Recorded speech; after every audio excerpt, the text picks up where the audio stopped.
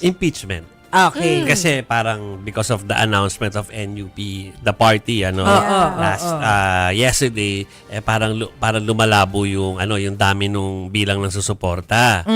Malaking parte, para mga ilan ba yun? Basta marami sila, second highest number of na mga kongresista yung nasa NUP. So anyway, may mga ka-qualify na ginawa ang mga member ng NUP. So magkakaroon pa rin naman daw sila ng conscience vote. Ay. Yun daw mananaig sa National Unity Party members sa Kamara kaugnay ng impeachment ni Vice President Sara Duterte. Ayon po yan kay Manila 2nd District Representative Rolando Velariano sa panayam sa story ko ng One News kanina. Ang gid po ng kongresista, hindi umano nagdidikta ang partido sa kanilang magiging desisyon. At kaugnay pa rin po niyan, sa Lunes sa po tatalakayin ng House Committee on Justice ang impeachment complaint laban kay Vice President Sara Duterte. Tutukuyin dyan kung sufficient in form and substance ang mga inihaing reklamo laban sa bise. Ang mga kongresistang nagsulong ng reklamo ay kumpiyansang uusad ito hanggang sa plenaryo. We should remember na yung mga NUP members, lalo na si Congressman Benny Abante, ay sumuporta doon sa isa sa mga complaints na apat. Isa doon sa pinag-endorso.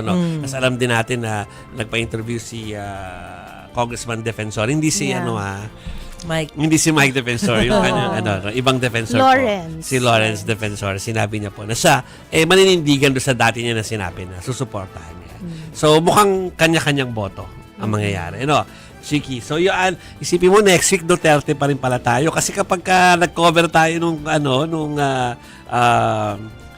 House Committee on Justice na pagtalakay, 1 week yan Oh, yeah. Kasi lima yun apat yung tatalakayin nila for sa form and substance. So, puro Duterte pa rin next. This week, confirmation of charges. Next week, impeachment. Tapos, magwa 1 year na. Si dating Pangulong Rodrigo Duterte sa March 11! 11 ba yun o 9? Huwag mo na ipaalala ang mga pasakit ng pag-cover doon ng mga... Basta sa March! Tama. March ako nandun after nung Paris. Papunta sa Dahig. Alam ko yan kasi inabot kami ng midnight sa Malacanang. Yes. In fairness, never nakalimutan si dating Pangulong Rodrigo Duterte dito.